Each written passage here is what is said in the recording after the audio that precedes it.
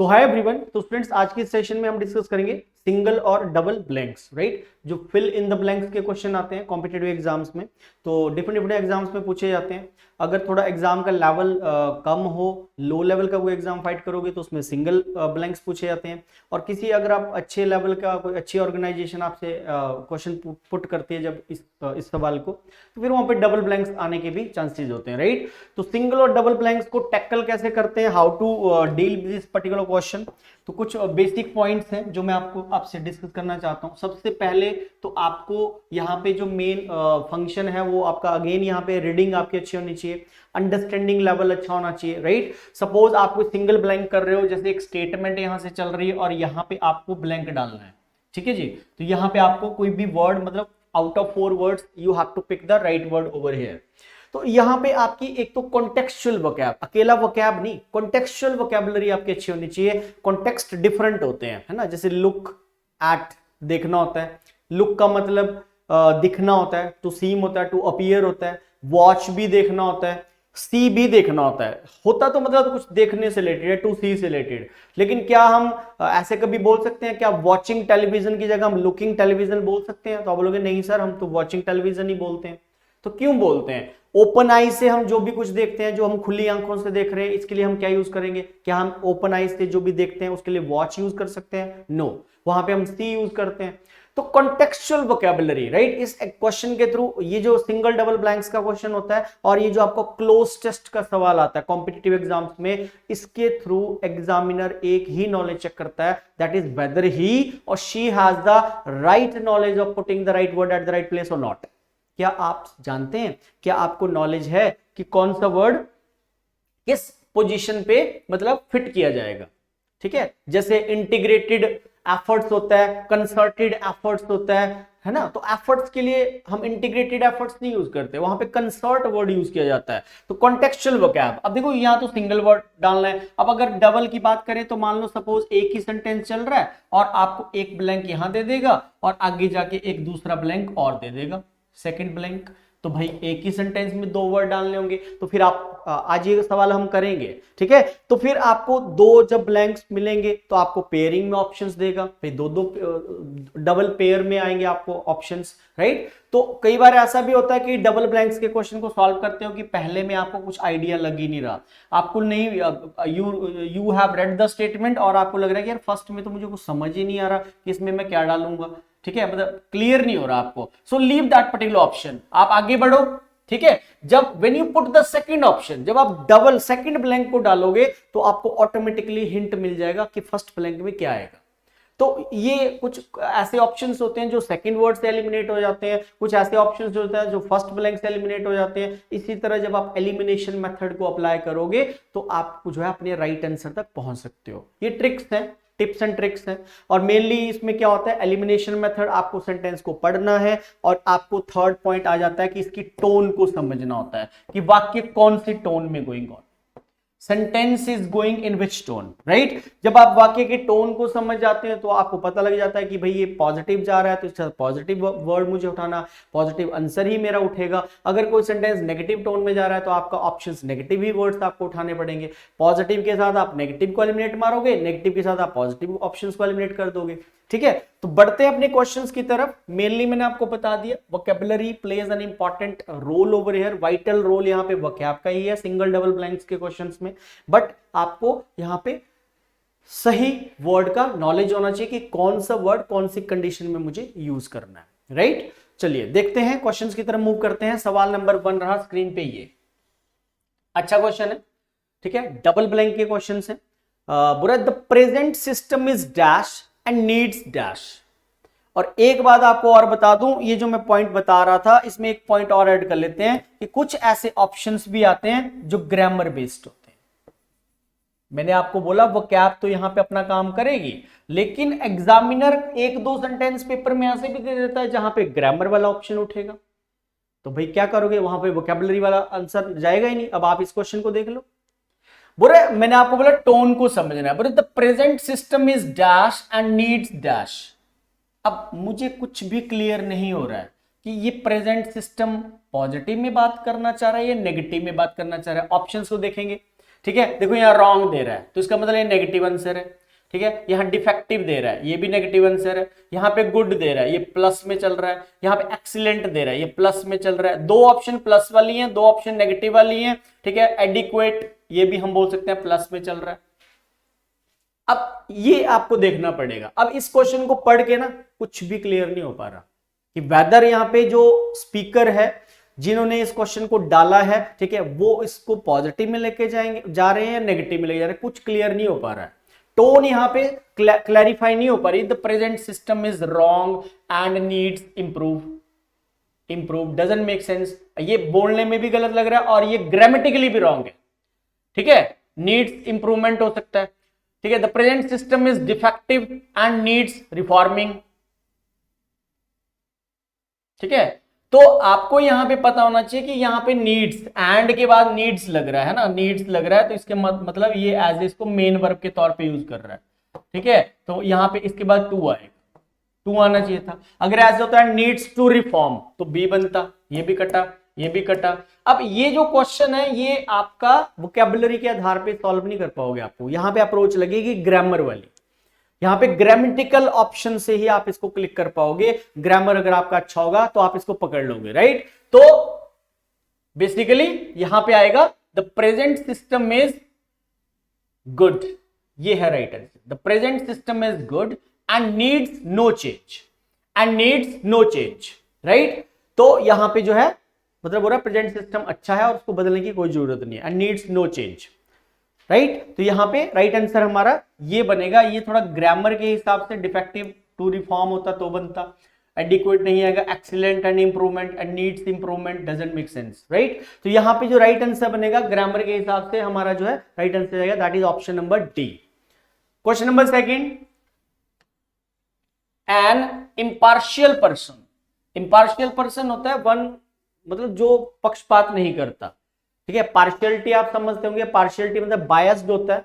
ठीक है, जो पक्षपात करता है, प्रिजुडाइज इसको बोलते हैं। तो जो एक इम्पार्शियल पर्सन होता है वो क्या करता है, वो लाइक करता है, वो जज करता है, वो ब्लेम करता है, प्रेज करता है, विशेस करता है। अब मैलिस एक नेगेटिव वर्ड होता है। मैलिस होता है किसी से आप ईर्ष्या करते हो, जैसे आप छोटी एज में ही आपकी गवर्नमेंट जॉब लग जाती है। ठीक है, सपोज आप कोई पेपर को फाइट करके क्रैक कर देते हो और आपकी सरकारी नौकरी लग जाती है, तो आपके कुछ चाहने वाले भी होंगे, कुछ आपकी लाइफ में जो है कुछ आपसे नफरत करने वाले भी। तो आप कई लोग मैलिस में मैल रूट आ रही है ना, एक रूट वर्ड है, ध्यान रखना इसका। मैल एक रूट वर्ड होता है और मैल का मतलब होता है बेसिकली जलन। तो कुछ लोग आपसे जलेंगे, ठीक है, मैलिस मतलब आपसे ईर्ष्या करेंगे, यार इनका बेटा तो जॉब पे लग गया, राइट। तो ये नहीं आएगा, ये गलत है। प्रूडेंस, प्रूडेंट का मतलब होता है केयरफुल। प्रूडेंस मतलब जो बड़ा वाइज होता है, केयरफुल होता है। ब्लेम्स कर रहा है फिर प्रूडेंस कर रहा है, गलत है। एक नेगेटिव है, एक पॉजिटिव है। ठीक है, प्रेज कर रहा है, पॉइंट कर रहा है, गलत है। आंसर आएगा बी। तो जो एक इम्पार्शियल पर्सन होता है वो हमेशा जज करता है दूसरों को बिना किसी पक्षपात के। तो इम्पार्शियल पर्सन है ना, मान लो कहीं पे आप परफॉर्म कर रहे हो स्टेज पे और जो जजेस बैठते हैं वो देखते हैं परफॉर्मेंस को, तो वो इम्पार्शियल पर्सन होते हैं और वो जज करते हैं दूसरों को, जांच करते हैं उनकी कैसे, विदाउट एनी बायस। बी इसका राइट आंसर बनेगा। क्वेश्चन नंबर थर्ड, अच्छा क्वेश्चन है। फिर से अगेन अगर आप इस क्वेश्चन को पढ़ के देख सकते हो तो अगेन यहां पे आपका क्या चेक कर रहा है, ग्रामर। इसमें वोकैबुलरी का खेल नहीं है, आप देख सकते हो। बेटर कौन सी डिग्री है, कंपैरेटिव। गुड कौन सी डिग्री है, पॉजिटिव। मोर कौन सी डिग्री है, comparative. Much more most. Less कौन सी डिग्री है, comparative. Little less list. Excellent adjective लगा रहा है, राइट। तो ये आपका एडजेक्टिव का कॉन्सेप्ट है बेसिकली। पूरा a dull student, a dull student sometimes कभी कभी gets dash marks then does a brilliant student, then does a dash student. ठीक है, तो मतलब यहां पे एक डल स्टूडेंट का कंपैरिजन कर रहा है एक दूसरे स्टूडेंट से, यहां पे हमें डालना पड़ेगा। ठीक है, तो मतलब जब भी हम दो का कंपैरिजन करते हैं तो ये बात तो समझ आ गया कि दो के कंपैरिजन में हमेशा ही कंपैरेटिव डिग्री ऑफ एडजेक्टिव्स को लिखा जाता है। जैसे Ram is good, Ram is better than Shyam, Mohan is faster than Sohan, right. तो Rita is lower than Gita. ठीक है, तो कंपैरेटिव डिग्री आएगी। सेकंड वाला ऑप्शन तो कट गया क्योंकि यहां पे लगा रहा है पॉजिटिव। ई वाला कट गया क्योंकि यहां पे भी लगा रहा है positive.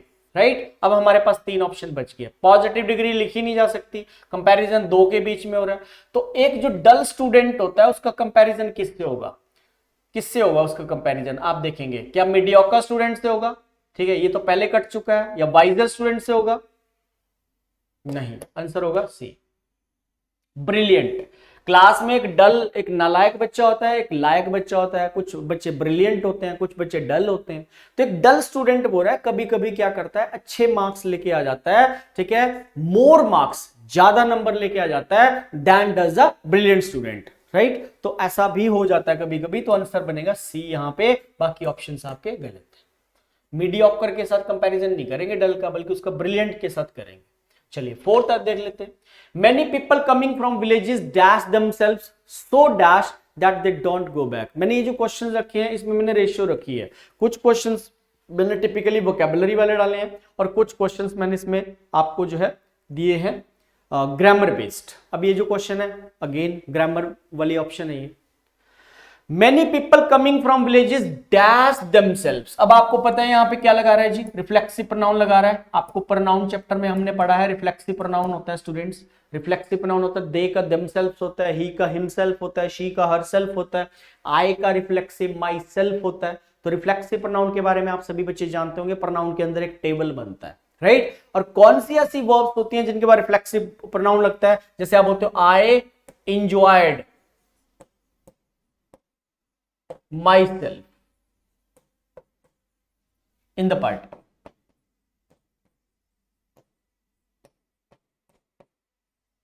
I enjoyed myself in the party,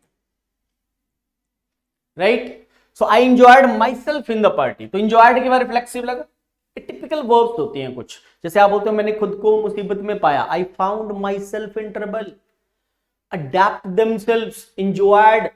कुछ वर्ब्स होती हैं जैसे आपका इंजॉय है, अवेल है, प्राइड है, रिजाइन है, अप्लाई है, एक्विट है, असर्ट है, एब्सेंट है।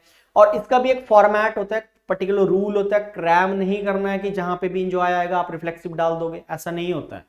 रिफ्लेक्सिव प्रोनाउन को लगाने की कंडीशन होती है। अगर रिफ्लेक्सिव प्रोनाउन तब लगता है जब इन वर्ब्स को, जैसे इंजॉय के बाद इसका रेसिपिएंट मिसिंग है, द पार्टी जो ऑब्जेक्ट है, ये जो द पार्टी ऑब्जेक्ट है ये इस इन प्रेपोजिशन का ऑब्जेक्ट है, राइट। इस इंजॉय वर्ब को अपना रेसिपिएंट रिसीवर नहीं मिल रहा है, इसलिए मुझे यहां पे लिखना पड़ा माई सेल्फ, मैंने खुद को ही पार्टी में इंजॉय किया। लेकिन अगर इसी वाक्य को मैं ऐसे बोलता हूं students, I enjoyed the party,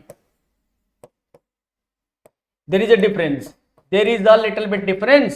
I enjoyed the party, now this is what subject, this is what verb, now this particular verb has its object, now verb is getting its object over here, verb को अपना recipient मिल रहा है, यहां पे reflexive नहीं लगेगा। तो simple सा ट्रिक याद रखना है, अगर इन वर्ब्स के बाद कभी भी आपको आगे कोई प्रेपोजिशन मिल जाए तो इसका मतलब रिफ्लेक्सिव वहां पे लगेगा। अगर इन वर्ब्स के बाद प्रेपोजिशन ना आए, in, into, on, upon, to, with, by, ये प्रेपोजिशन अगर इन वर्ब्स के बाद गिवन हो तो रिफ्लेक्सिव प्रोनाउन लिखा जाता है, ठीक है। तो जैसे यहां पे अब many people coming from villages dash themselves so dash that they don't go back, तो आंसर है ए। बाकी ऑप्शंस गलत हैं, इन सारी वर्ब्स के बाद नहीं लगता, ठीक है। रिफ्लेक्सिव आता है एंजॉय के बाद, so many people coming from villages, कुछ लोग जो है जो गांव से आते हैं, ठीक है, वो फिर खुद को इतना एंजॉय करते हैं, सो इमेंसली, इमेंसली मतलब लार्जली वी कैन से, है ना, इमेंस, जैसे इमेंस लार्ज ह्यूज की सेंस में यूज करते हैं, ठीक है, that they don't go back. Question number 5, as I was his dash companion, he naturally dashed all his comments to me। अब आपको अगर यहां पे इसके साथ बिठाना आ गया ना वर्ड, अगर आप ये कला आपके अंदर तब आएगी जब आप प्रैक्टिस करोगे। ये क्वेश्चंस ऐसे हैं जी, जितनी ज्यादा प्रैक्टिस करोगे, प्रैक्टिस प्रैक्टिस प्रैक्टिस, तो आपको फायदा होगा इसमें, ठीक है। प्रैक्टिस के लिए मैं आपको और भी क्वेश्चंस प्रोवाइड कर दूंगा, बहुत सारे सिंगल और डबल ब्लैंक्स की एक्सरसाइज आपको, ठीक है, वर्ड फाइल में मैं आपको प्रोवाइड कर दूंगा इस चैप्टर के ऊपर, so that with answers, right, तो आपको वो हेल्प करेगा, ठीक है। एक ट्रैक सा मैंने आपको बता दिया, कुछ क्वेश्चंस आपको प्रैक्टिस करवा दूंगा, बाकी इसके आपको पीडीएफ मिल जाएगी, बहुत सारी आपको इसमें सिंगल और डबल ब्लैंक के क्वेश्चन मैं प्रोवाइड कर दूंगा। मेरे पास कम से कम 300 to 400 क्वेश्चन इसके पड़े हैं प्रैक्टिस के लिए। तो इसमें आपने कुछ नहीं करना है, डेली के आपको ज्यादा नहीं 10 to 15 क्वेश्चन डेली प्रैक्टिस करने हैं और बाद में आपको उसके आंसर मैच करने हैं कि मेरे 15 में से आज मैंने पूरा दिन 15 सिंगल या डबल ब्लैंक से क्वेश्चन करे तो उसमें मेरी क्या एक्यूरेसी आ रही है, तो उससे आपको फायदा होगा। आने क्वेश्चन पेपर में 5 ही होते हैं, लेकिन 5 फिलअप्स में से आप कम से कम टारगेट करोगे मेरे 3 से 4 नंबर आ जाए इसमें, ठीक है, तो आपका ये स्कोर बनाने में हेल्प करेगा ये वाला टॉपिक, ठीक है जी। तो बोल रहे अब डैश कंपेनियन, देखो जेन्युइन कंपेनियन होता है, fond companion doesn't make sense, extreme companion बिल्कुल गलत है, सोल कंपेनियन रख सकते हैं। अब बच्चा हो सकता है इन दो में उसको प्रॉब्लम होगी, जेन्युइन कंपेनियन भी गलत है, ठीक है, और यहाँ पे जो है आप सोल और बेस्ट में से अब बच्चा थोड़ा यहाँ पे कंफ्यूज होगा। कुछ बच्चे यहाँ पे आंसर करेंगे सर ई होगा, कुछ बच्चे बोलेंगे सर आंसर डी होगा, ठीक है, तो यहाँ पे थोड़ा कंफ्यूजन है। बट आपकी नॉलेज के लिए मैं बता दूं सटीक आंसर एक होता है, हमेशा आंसर एक ही होगा। यहाँ पे ही आपका आईक्यू लेवल चेक होता है। एक जो पेपर सेटर होता है वो एक लो लेवल के क्वेश्चंस भी डालेगा, एवरेज लेवल के मॉडरेट क्वेश्चंस भी होते हैं एग्जाम में, और टफ लेवल के क्वेश्चंस भी होते हैं। जो टफ लेवल के क्वेश्चंस होते हैं जहां पे ऑप्शंस क्लोज आती हैं वहीं पे ही इंटेलिजेंसी का पता चलता है कि आप कितने पानी में हो, कौन बच्चा किसका आईक्यू कितना है।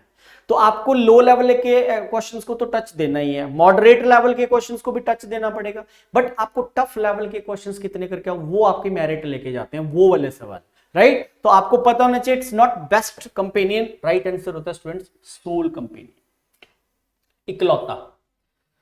As I was a soul companion, क्योंकि मैं उसका एक इकलौता सोल चाइल्ड होता है, जैसे कंपेनियन साथी था, he naturally addressed all his comments to me. अच्छा देखो ना, आप जब किसी के फ्रेंड होते हो, कंपेनियन साथी होते हो, सच्चे मित्र हो आप किसी के, तो जब वो पर्सन दुख में होगा तो आपके साथ शेयर करेगा ना सारी बातें, है ना। फ्रेंड्स इसलिए होते हैं कि हम अपने सुख दुख को उनके साथ बांटते हैं, खुशी है तो उसको हम सेलिब्रेट करते हैं, ठीक है, दुख है तो भाई उसको हम शेयर करते हैं अपने दोस्त का, मन हल्का होता है। तो एड्रेस का मतलब यहाँ पे वो बोलना चाह रहा है उस सेंस में।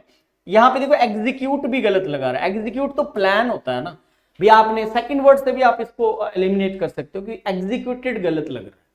तो अगर दो में यहाँ पे कंफ्यूजन है तो अगला ऑप्शन, अगला ब्लैंक से आप उसको हिट कर सकते हो कि हाँ यार आगे तो देखो, आप कोई प्लान बनाते हो, है ना, मोस्टली तो हम प्लान ही बनाते हैं, एग्जीक्यूशन तो बड़ा कम लोग होते हैं जिंदगी में जो एग्जीक्यूट करते हैं अपने प्लानिंग को।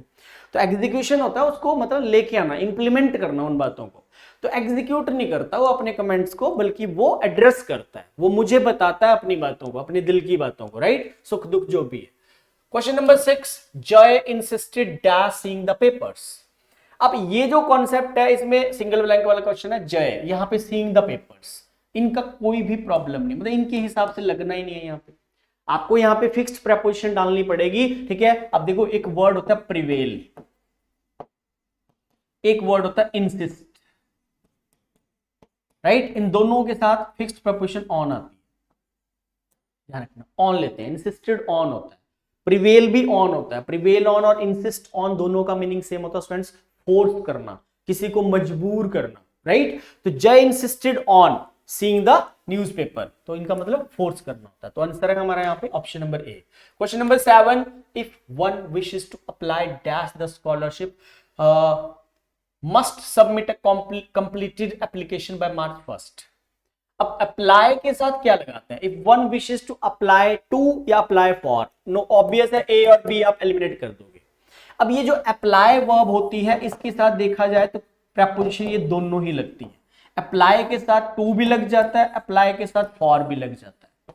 प्रेपोजिशन के अंदर सबसे बड़ा झोल ये है कि यहाँ पे कुछ ऐसे वर्ड्स होते हैं स्टूडेंट जो दो दो तीन तीन चार चार पांच पांच प्रेपोजिशंस लेने लग जाते हैं, टू भी लग जाता है, इन भी लग जाता है, ऑफ भी लग जाता है, अग्री विद भी होता है, अग्री टू भी होता है।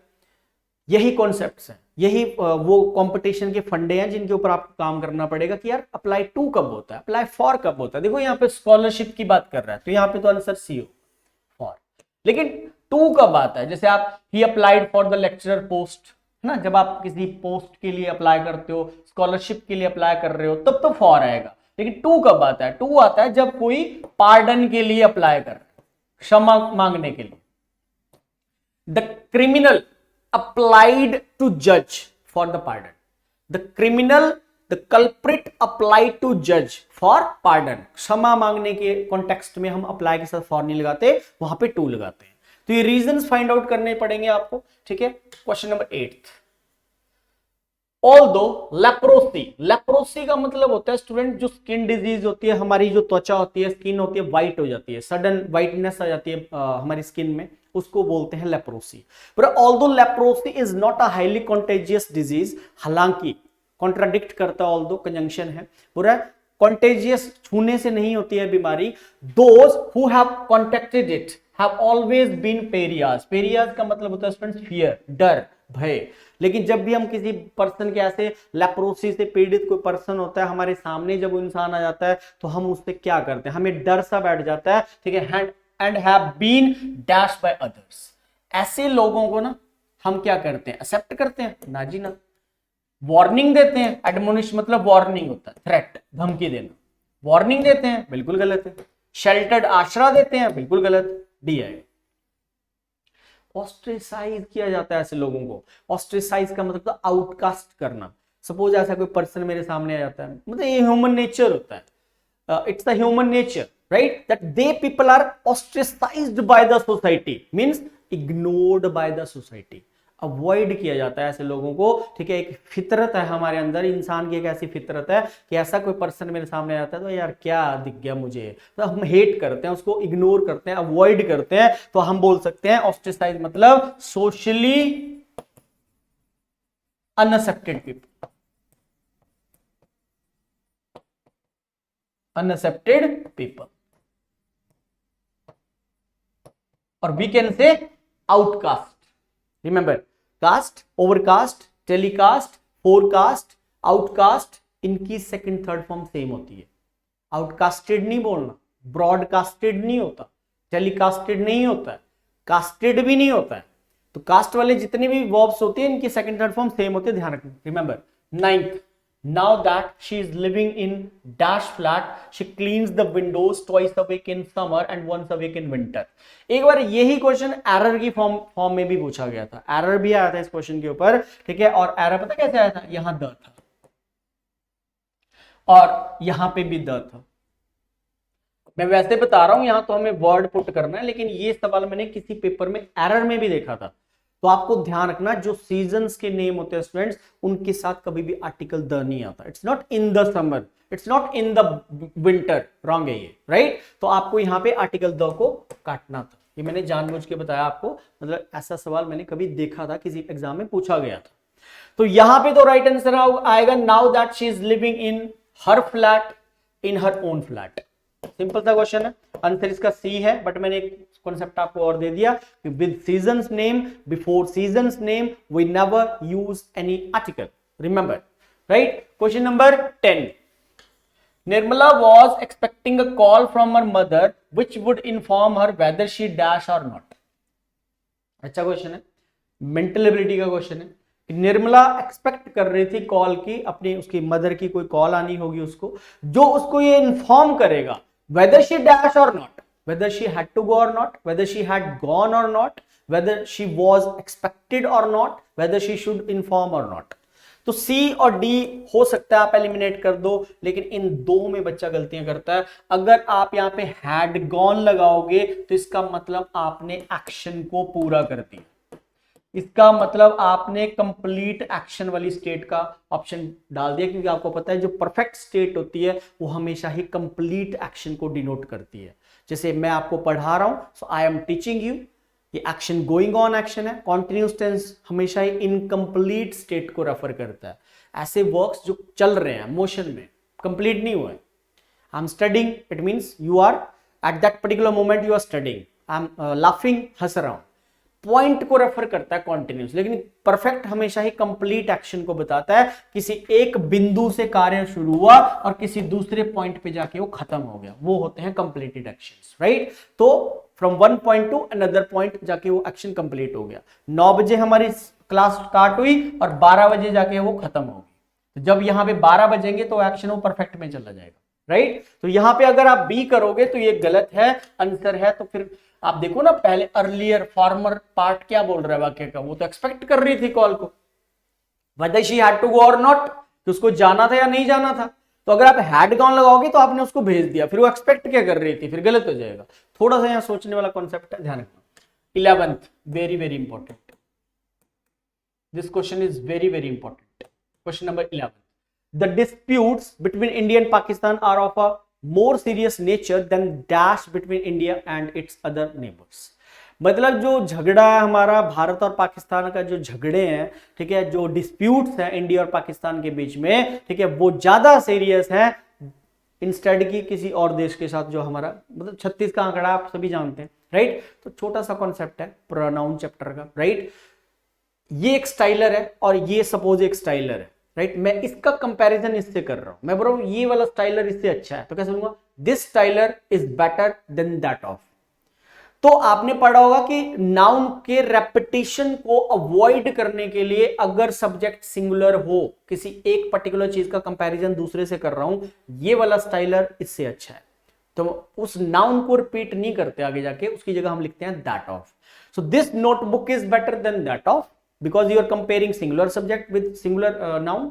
सो आगे जाके आपको ऐसे नहीं बोलना this notebook is better than that notebook, that particular noun is avoided, instead of that we have to put that off, but here subject is not singular, disputes है यहां पे, right। अब मैं बोलता हूं the streets of Delhi, भाई दिल्ली की जो स्ट्रीट्स हैं, गलियां हैं, the streets of Delhi are wider than those of Mumbai, because now the subject is the streets, so whenever the subject would be plural you have to put those of after then, whenever the subject would be singular you have to put that of after that। Simple सा concept है, singular subject के comparison में that of लिखते हैं, plural subject के comparison में those of लिखते हैं। तो यहां पे डिस्प्यूट्स प्लूरल है, तो आंसर होगा C, C is the right answer. Question number 12, that restaurant is a regular dash for them. अच्छा क्वेश्चन है, that restaurant is a regular dash for them, क्या prey for them, haunt for them, hazard for them, jeopardy for them। अब hazard और jeopardy दोनों ही शब्दों का meaning होता है students basically danger, peril, risk, to put someone or something at risk or in danger, किसी को खतरे में डालना, किसी को peril में डाल देना, peril is to danger, perilous is to dangerous, right। so jeopardy और hazard तो नहीं आएंगे।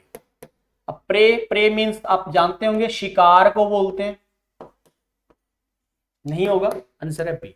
अब हो सकता है आप सोच रहे होंगे कि सर हॉन्टेड प्लेस तो डरावनी जगह होती है, फियरफुल प्लेस को हॉन्टेड प्लेस बोलते हैं, बट आपको ध्यान रखना है हॉन्ट वो जगह भी होती है जहां पे आपका अक्सर आना जाना होता है। एक ऐसा प्लेस होता है, 3-4 दोस्तों के मिलने की एक ऐसी जगह होती है जिसको हम अड्डा बोलते हैं, right. So a place haunt, that restaurant is a regular haunt for them means a place often visited, a place often visited, that particular place is called haunted place, haunt होता है वो। चलिए 13, he dash a lie if you had not been there।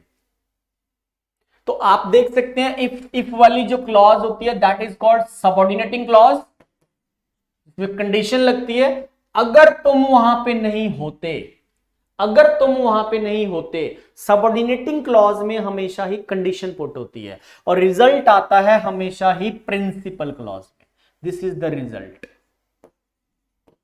Result आता है आपकी P.C, मैंने short में लिख दिया प्रिंसिपल क्लॉज में। जैसे मैंने आपको बोला you will get success, result है if you work hard, so if you work hard that is the condition and you will get success, that is the result, right। so whenever result is mentioned in past perfect, sorry, whenever condition is in past perfect, so result आपको यहां पे लिखना पड़ेगा, इसमें model का perfect state में लिखा जाता है result. if you had appeared in the interview, if you had appeared in the interview you would have got the job, you would have got the job, this is the result if you had appeared in the interview। आपको job मिल गई होती अगर आपने interview दी होती, तो condition job तो आपको तब मिलती ना जब आप इंटरव्यू में देने जाते, उसमें अपीयर होते आप, तो ये क्लोज्ड कंडीशंस होती हैं, ऐसा कुछ हुआ नहीं होता, ठीक है। So if India had played well, if India had played well they could have won the world cup, if India had played well they could have won the world cup. So इसको fix नहीं करना आपने कि हमेशा यहाँ पे would have भी लगता है, ठीक है, ये डिपेंड करता है। Model can be change here, it can be could have told, it can be should have, it can be could have, it can be might have also. If there would be suggestion, you have to use should have plus v3. If there would be ability in past, you have to use could have plus v3. If there would be any possibility, so you have to use might have plus v3. संभावना के लिए आप जानते हैं might model use करते हैं, suggestion के लिए, एडवाइस के लिए शुड का यूज करते हैं, और कुड आपका एबिलिटी बताता है पास्ट की। तो ये अकॉर्डिंग टू सिचुएशन होता है, ऐसा कोई फिक्स नहीं करना कि वुड ही लगता है।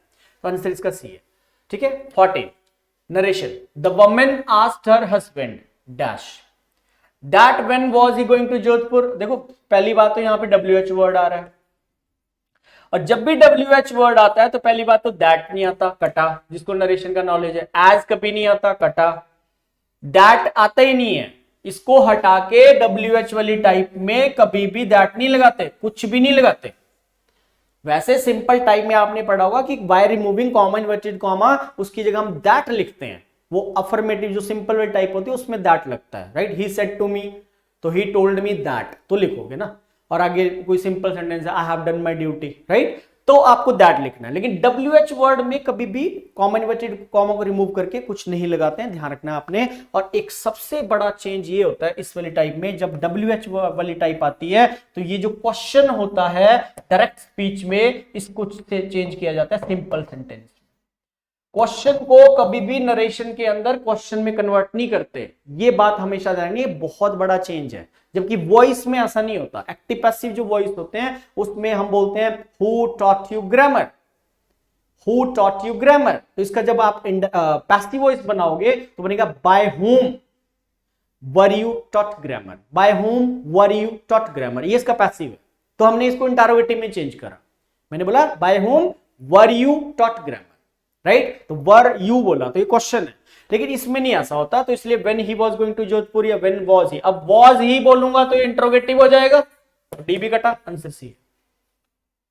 15 number, with the realisation we have found ourselves, देखो फाउंड के बाद लग रहा है रिफ्लेक्सिव, मैंने आपको बताया था फाइंड वर्ब के बाद रिफ्लेक्सिव आता है। We have found ourselves left with dash moral values and little ethical dash. अब ये जो ग्रामर होता है ना, जिस बच्चे का जितना सॉलिड ग्रामर है आपको फायदा करेगा, एज देगा, हमेशा एज देगा। ग्रामर हमेशा अपना काम करता है, फिलअप्स पे भी करेगा, एरर में भी करेगा, कॉम्प्रिहेंशन में भी करेगा, ठीक है, क्लोज टेस्ट में भी करेगा, रीअरेंजमेंट में भी करेगा। ग्रामर हमेशा काम करेगा। देखो क्या हमें यहाँ पे एक डिटर्मिनर नहीं दिख रहा है, कैसे पता करा मैंने, एकदम चुटकी। अगर मेरा ग्रामर अच्छा है ना तो मैं एकदम टोन को समझ जाऊंगा, इसका मतलब होता है जीरो।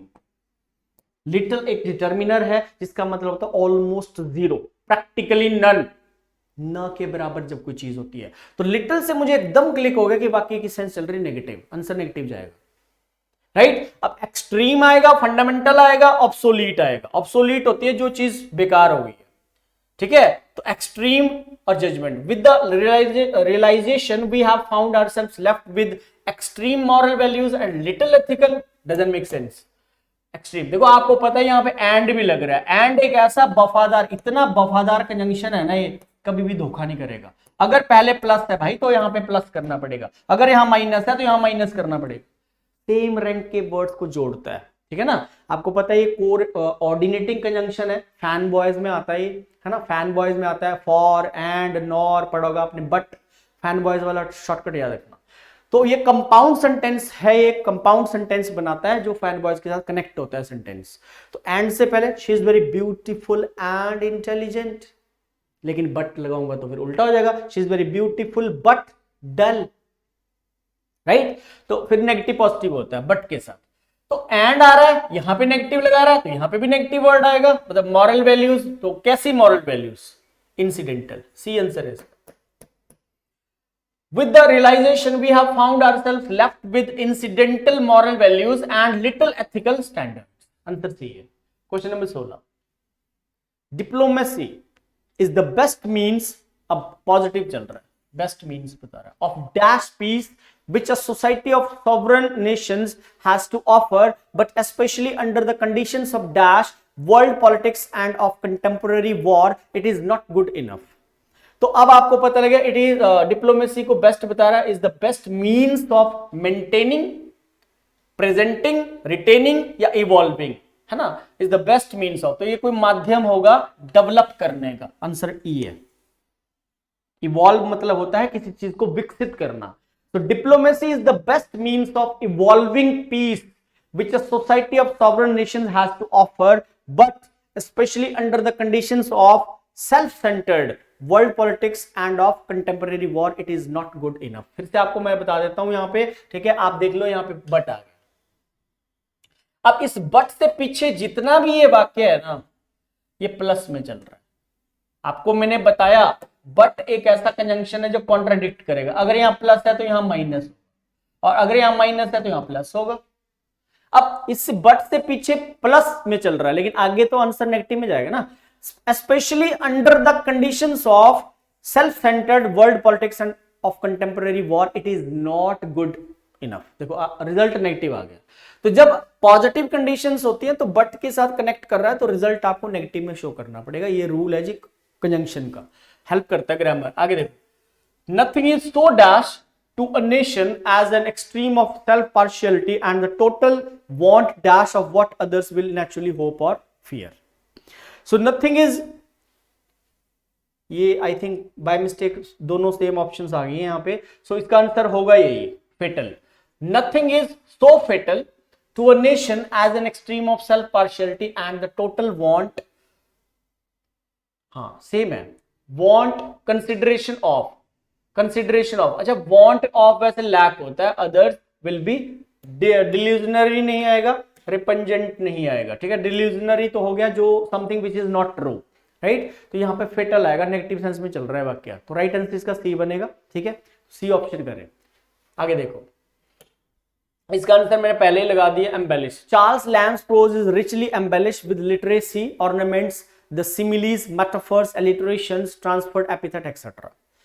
ठीक है, तो आप ये बोल सकते हो, ये आपने लिटरेचर में पता नहीं पढ़े हैं कि नहीं, सिमिलीज होता है, सिमिलीज होता है जिसमें एज, ये लिटरेरी डिवाइस होते हैं ना थोड़े, ठीक है। ट्रांसफर्ड एपिथेट होता है, एपिथेट का मतलब एडजेक्टिव होता है, ठीक है। एडजेक्टिव को जब हम ट्रांसफर कर देते हैं नॉन लिविंग चीज के ऊपर, ट्रांसफर्ड एपिथेट एक लिटरेरी डिवाइस होता है। इसका मतलब ये होता है स्टूडेंट्स कि हम ह्यूमन बींग्स हैं और हमारी एक बड़ी एक हमारे अंदर एक हमारा नेचर होता है कि हम अपनी मिस्टेक्स को कभी मानते नहीं। हम क्या करते हैं, कई बार हमारे ऊपर जो चीज अप्लाई होनी चाहिए उसको हम नॉन लिविंग थिंग्स के ऊपर धकेल देते हैं, उसको ट्रांसफर्ड एपिथेट बोलते हैं। एपिथेट का मतलब एडजेक्टिव होता है, राइट। जब आप ऐसे बोलते हो, यार आज का दिन तो बड़ा बोर था, it was a boring day, इसका एग्जांपल बता रहा हूं मैं आपको, transferred epithet, it was a boring day, था मैंने आज का दिन बहुत बेकार था। अरे दिन बेकार नहीं था, बोर मैं हुआ, इंजॉय मैंने नहीं करा, चीज ये मेरे ऊपर अप्लाई होनी चाहिए, लेकिन हम क्या करते हैं उसको नॉन लिविंग डे पे डाल दिया मैंने, it was a boring day. So this is the example of transferred epithet. So as a human being we never consider our mistakes, we always impose them on non-living thing।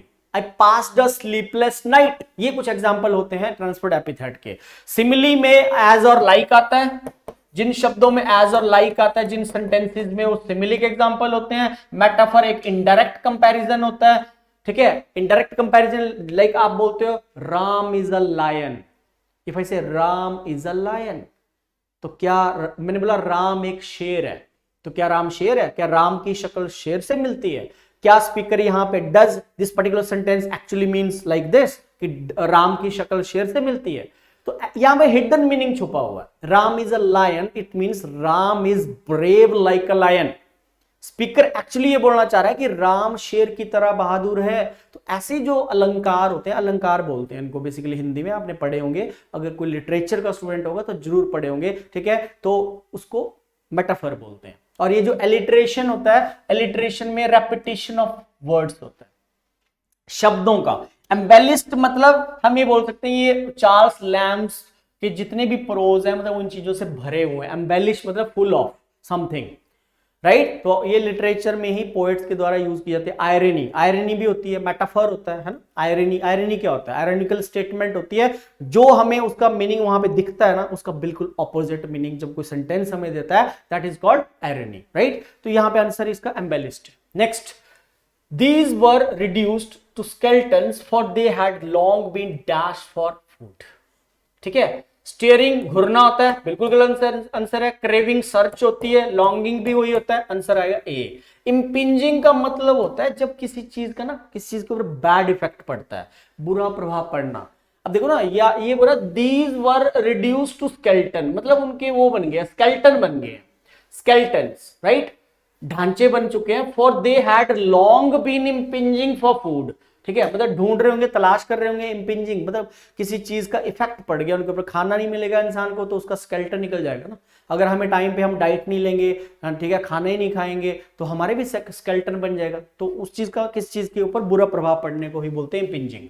20 इसका answer दे दिया, इन एल्यूकेटेबल, ठीक है, even more than beauty youth attracts me and with an ineluctable appeal, ठीक है। इरिस्टेबल तो आपका negative हो गया, एन इनकॉम्प्रिहेंसिबल समझदारी वाली बात नहीं कर रहा है, डेलिक्टेबल नहीं होगा, ठीक है। Even more than beauty youth attracts me and with an ineluctable, इसका मतलब होता है मतलब प्रैक्टिकल इंप्लीमेंटेशन, ठीक है। ब्यूटी से ज्यादा बोल रहा है, even more than beauty youth attracts me and with an ineluctable appeal, means जिसका जो है वर्क में ज्यादा वो होता है, अटेंशन, ध्यान देना towards their work, right, practical चीजों में जो ज्यादा बिलीव करते हैं, ठीक है। 21 Nadika was musing dash memories of the past, ठीक है। अच्छा, मैं आपको बता देता हूं, muse on brooding over pondering over meditate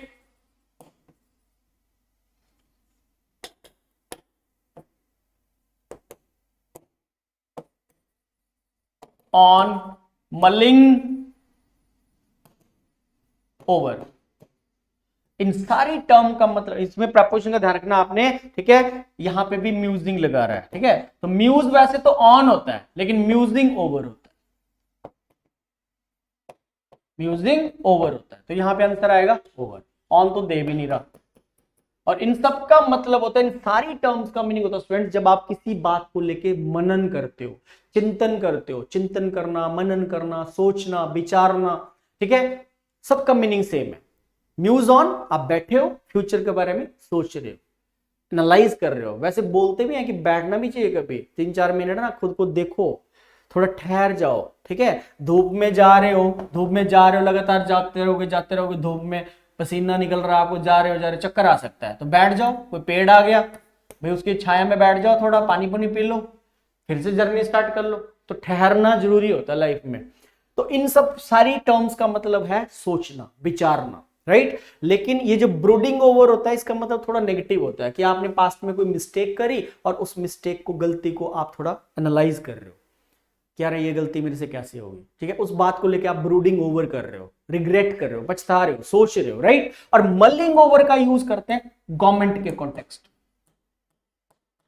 government के कॉन्टेक्स्ट में यूज होता है। जैसे भारत में अब कोरोना के केसेस नहीं आ रहे हैं, लेकिन मान लो फिर से हाइक आ जाता है केसेस में, तो फिर हम सुनते हैं कि आज मीटिंग हो रही है, हाई लेवल की मीटिंग हो रही है, जिसमें सारे पॉलिटिशियंस होते हैं, इंक्लूडिंग पीएम, प्रधानमंत्री के साथ हाई लेवल की मीटिंग हो रही है, जिसमें गृह मंत्री भी बैठते हैं, सभी बैठते हैं पॉलिटिशियंस, राइट। और फिर वो मलिंग ओवर करते हैं, ये काफी द हिंदू में मिलेगा आपको, ठीक है। तो मलिंग ओवर गवर्नमेंट के लिए यूज करते हैं। तो Nadika was musing over memories of the past, ठीक है। तो म्यूजिंग ओवर मतलब पास्ट की उनको याद कर रही है बातों को। We are all very indignant dash the injustice to him,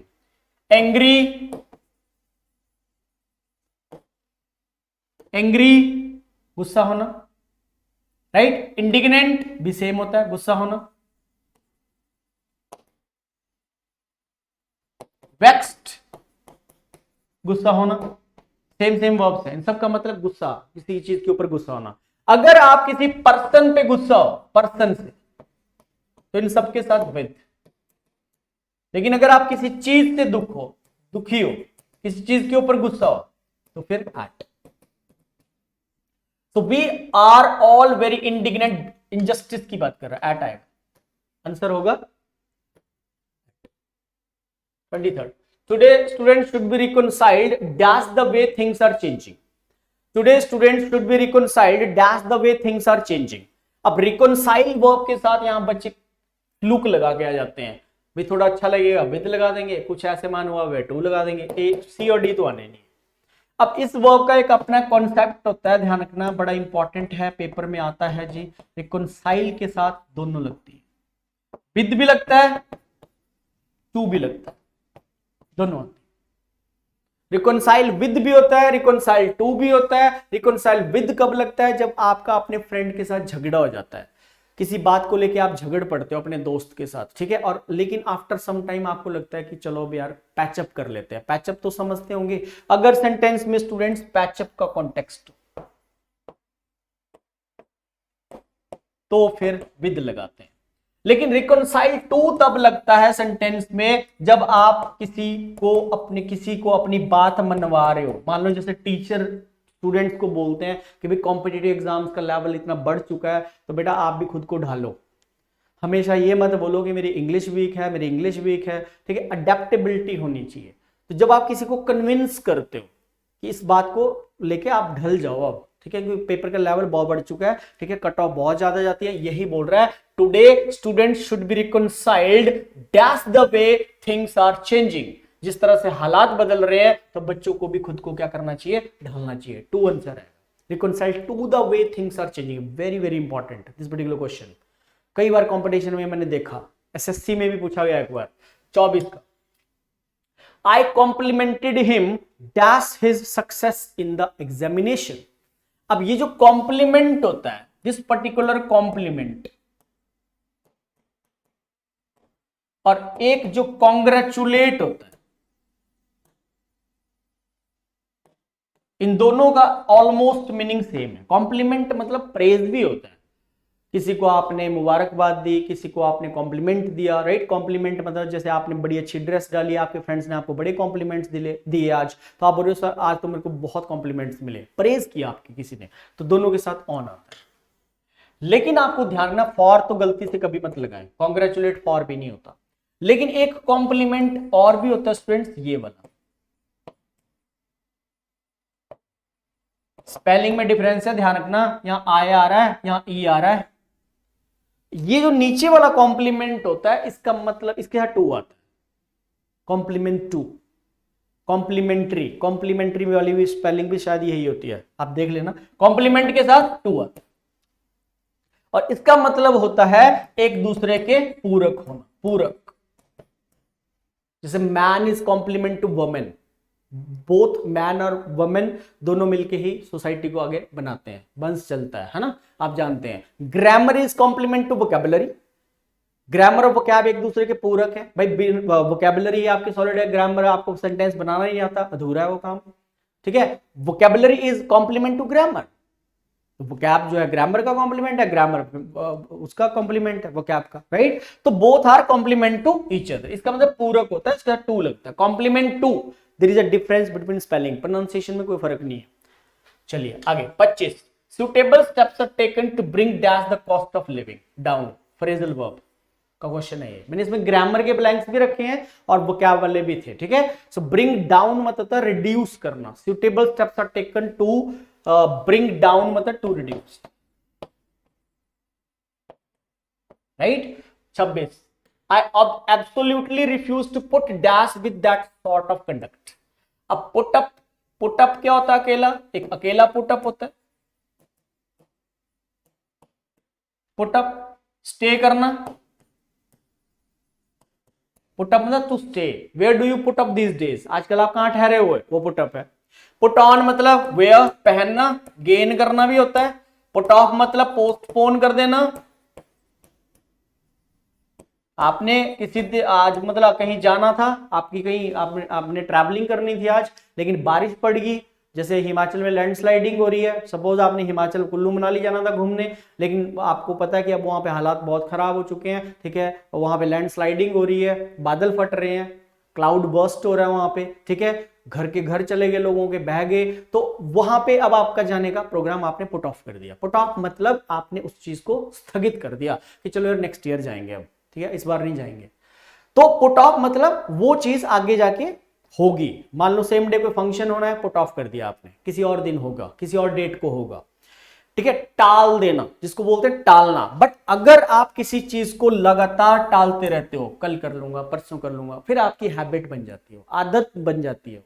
if you are continuously putting off the things, तो फिर एक टर्म निकल के आती है प्रोक्रेस्टिनेट।